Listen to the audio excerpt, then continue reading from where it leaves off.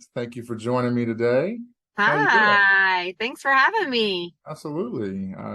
It's my pleasure to have you on here, learn a little bit more about you and hear about your awesome success you've had in your real estate career. Um, for those that don't know you or how you got into this, can you tell me how did you get into real estate?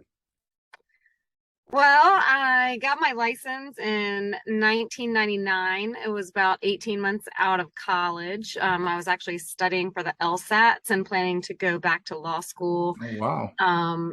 And got a job at a commercial real estate firm, basically like an executive admin job, to make money and figure out LSATs and all of that. And once I started making a little bit of money, and getting more and more into the LSATs, I was just like, oh, really? Do I really want to go back to school? And they actually had me get my real estate license for a project that they were putting me on. And so, my dad always asked me to never be an agent because he owned a real estate company my whole life and rode the ups and downs of the 80s and market soaring and crashing and all of that sort of You're thing. very familiar with that. And so I had to go ahead and do it. And so, yeah, after 18 months out of college, got my license and then just never looked back. It's the only thing I've ever done. So no That's plan awesome. B. Yeah. That's awesome. Well, what is your favorite thing about being a real estate agent? So for me, I think it's really being my own boss. The sky is the limit and, you get out of it directly what you put into it type of thing. I'm kind of like a serial entrepreneur, so I love that aspect of it. I'm a self-starter.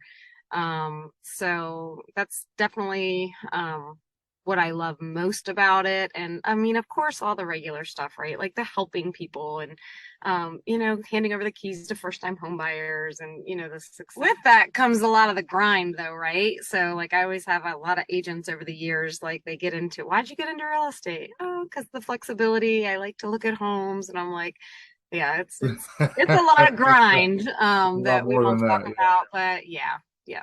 But that's the honey. That's what attracts people in, Yep. when they Yeah, find out that totally it's agree. more.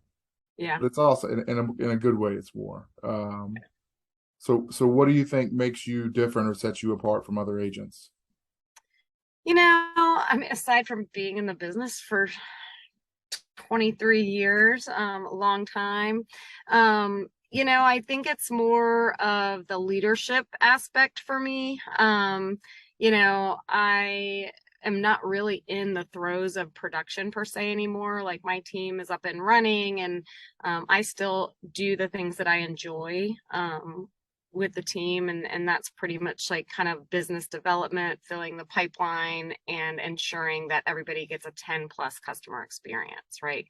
So what's different I think about me, agent wise and in the industry wise, is I can focus more on other agents and coaching and training them, and Yep. that's really where I've found my passion lies. I love being the go-to real estate agent, to the people in my world, right? That I know and love, and I love ensuring they get taken care of, but it's not necessarily me doing the taking care or the taking and caring of, right? So Yep. I get to coach and train the agents, and impact my clients' lives that way, and also impact the agents' lives, that I'm teaching how to build real estate businesses too. So I get kind of both ends of the That's spectrum. awesome. It's a win-win. Yeah.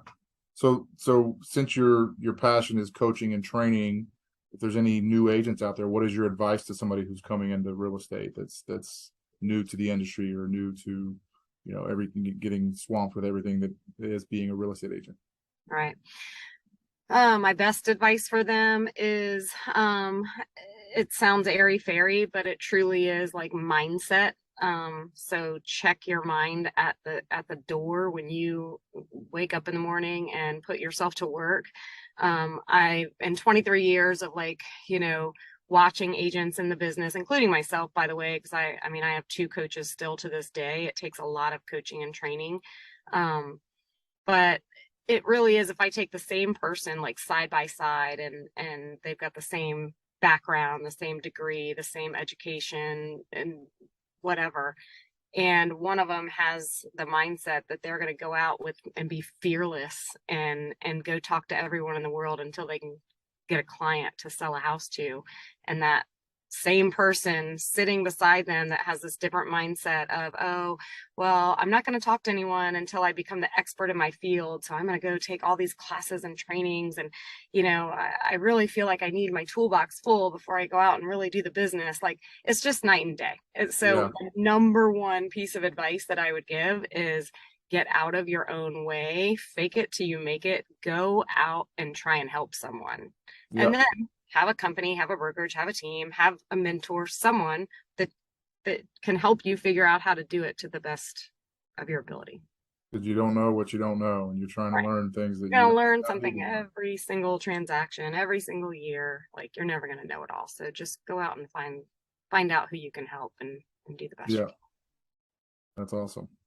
So going back 23 years to your very first real estate transaction, is that something that you remember? Like sometimes agents have these crazy stories or like funny stories, and sometimes people are just like, I don't even remember my first transaction. Do you have Oh, I something that's remember. funny? Speaking of just going out and finding out who you can help and not knowing what you're Fake doing, it till you make it, that right? was me. I got my license and I mean, I was ready to go, help people, and I didn't know what I Change the didn't world. know. No, my first transaction was actually a friend of mine that I worked with at the commercial real estate firm that I was an admin um, at.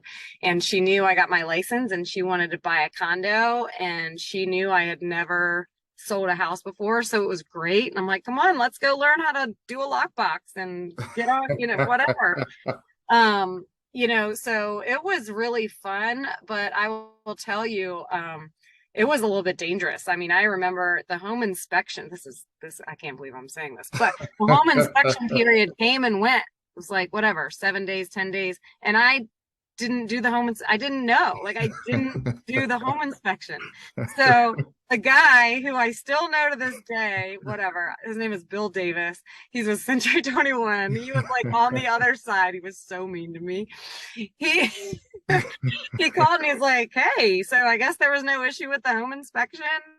Like, I didn't get an addendum or anything. And I was like, I Like, I'll let you know next literally. week. So he gave me an extension, bless his heart, and we did the home inspection. And Did I you was like, tell him it was your first deal? he knew. Oh, he Mhm. he fooled me. He sat on the other side at settlement, and I mean, yeah, it was tough. It was tough, but I That's got through. funny. Everybody has their first one, right? So Yeah, yeah, yeah. that's awesome. Um, and just thinking about all the houses that you've been in, is there like one specific house that was like really cool or really fancy or really weird? Like, what sometimes I hear these stories of like weird basements or a bar in like a bedroom or like, I don't know, crazy stuff. Right. Yeah. Yeah. Honestly, I think the crazy houses for me are some of the ones like in 2015 we launched our luxury division, and at the time I wanted to like go ultra luxury. I wanted to sell like the top of the top. This is before millionaire real estate and all of that stuff. Which by the way is a whole other discussion, but I totally changed that plan because it's a whole Because of different what world. happened. But Yeah. anyway, so we had like this $7 million listing in McLean, and it was like the craziest listing ever. I mean, it had like 4.5 acres with like the tennis courts and pool and all of that stuff. But the craziest part about it was in the garage, you went in and like there was like this cage like in the corner of the garage, and with like little like stalls almost.